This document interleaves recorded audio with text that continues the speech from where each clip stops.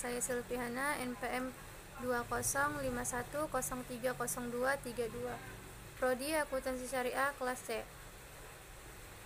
Tujuan saya membuat video ini adalah untuk memenuhi tugas ujian akhir semester pada mata kuliah Fikih Muamalah, yaitu mereview jurnal dengan judul Implementasi Aplikasi Al-Kafalah di Lembaga Keuangan Syariah di Indonesia, yang ditulis oleh Muhammad Asra dari Universitas Ibrahim Situbondo, yang diterbitkan pada tahun 2020.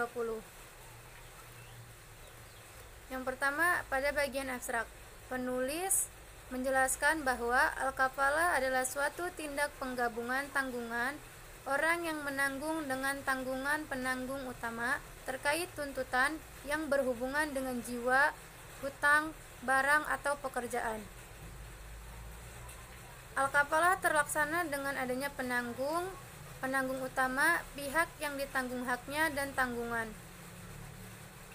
Al-kafalah dapat menjaga kemungkinan yang terjadi selama transaksi berlangsung atau selama hutang belum dibayarkan. Al-kafalah telah banyak diterapkan dalam lembaga-lembaga keuangan seperti bank maupun e-commerce berdasarkan sistem al-kafalah bil al-ujroh yang sebelumnya telah dibolehkan oleh para ulama kontemporer. Kemudian pada bagian pembahasan, penulis menjelaskan pengertian al-kafalah. Al-kafalah secara etimologi berarti jaminan, beban, dan tanggungan. Kafalah juga berarti mengalihkan tanggung jawab seseorang yang dijamin dengan berpegangan pada tanggung jawab orang lain sebagai penjamin. Al-kafalah merupakan jaminan yang diberikan oleh penanggung kafil kepada pihak ketiga yang memenuhi kewajiban pihak kedua atau yang ditanggung. Sedangkan secara umum, menurut syariat, al-kafalah adalah suatu tindak penggabungan tanggungan orang yang menanggung dengan tanggungan penanggung utama terkait tuntutan yang berhubungan dengan jiwa, hutang, barang, atau pekerjaan. Selanjutnya ada rukun kafalah, yaitu ada 5. Yang pertama, sighat kafalah atau ijab kabul. Yang kedua, mahful bi atau objek tanggungan. Yang ketiga, kafil atau penjamin. Yang keempat, mahful anhu atau yang tertanggung. Dan yang kelima, makful lahu atau penerima hak tanggungan. Landasan syariah al-kafalah, yang pertama Al-Quran, yang kedua hadis, yang ketiga ijma. Yang selanjutnya adalah jenis-jenis al-kafalah. Secara besar al-kafalah terbagi menjadi 2 macam. Yang pertama kafalah jiwa, yang kedua kafalah harta.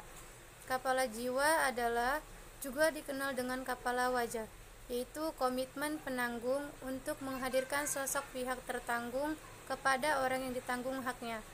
Yang kedua kafalah harta, yaitu kafalah yang mengharuskan penanggung untuk menunaikan tanggungan yang berkaitan dengan harta.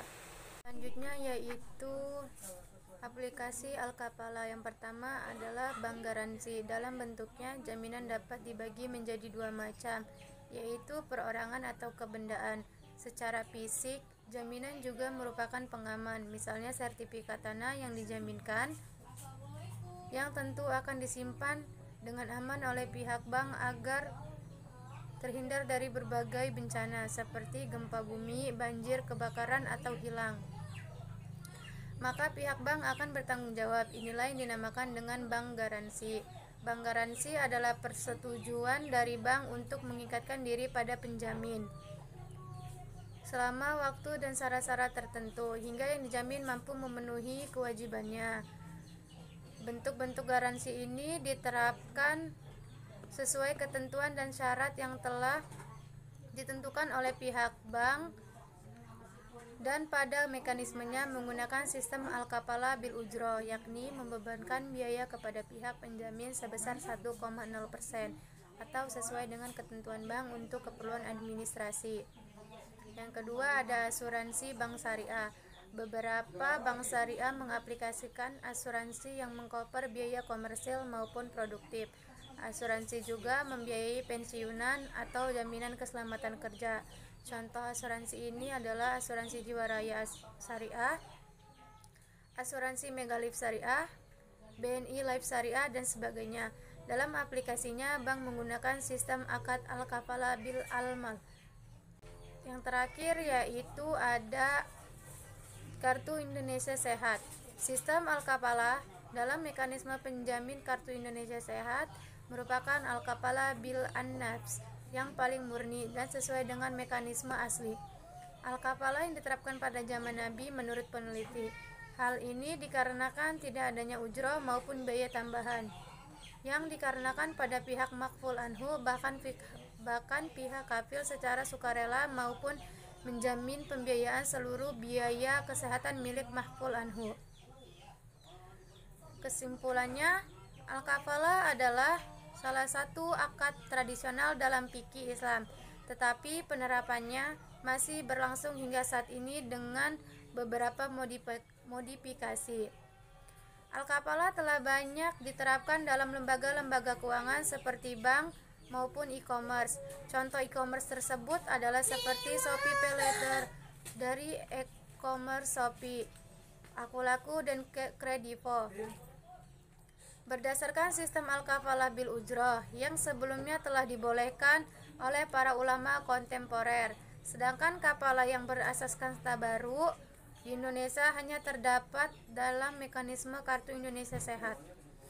Cukup sekian dari saya akhiri. Wassalamualaikum warahmatullahi wabarakatuh.